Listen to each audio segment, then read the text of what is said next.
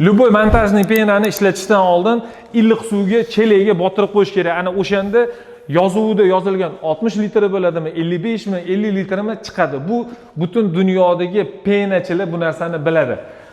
Nimaga sani peningni kerakli litr chiqmayapti deganligi haroratini birov tekshirib qo'yiladi. Testimizni boshladik. Teskari ushul. Albatta, buni chayqatib olish kerak.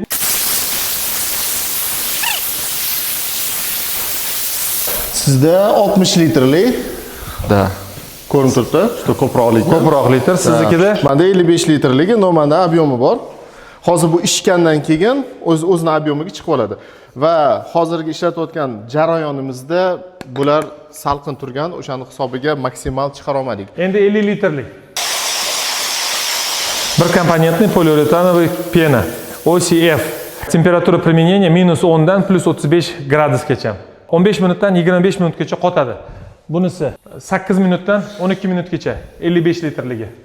60 litrligi 8 minutdan 12 minutgacha. Temperatura применения bunda 60 litrligida +5 haroratdan +35 gacha. 50 litrligi -10 dan +35 gacha. 55 litrligi +5 dan +35 gacha. Ballonni ushlash temperaturasi aynan yozib qo'yilgan muqovasida +10 dan +20 gradusgacha.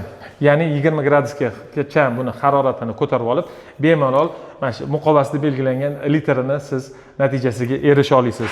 Oxirgi penamiz bu Master Bond, ya'ni stik ishlatilmaydigan panelli zonalarda, panellarni qotirishda va plotniklar zinalarda ishlatiladigan universal kley. Da, qotish vaqti ham 5 minutdan 10 minutgacha sразу qo'yganingizdan keyin расширение maksimalni bermasdan qotib oladi. Kerakli o'zingizni quygan formangizga qarab.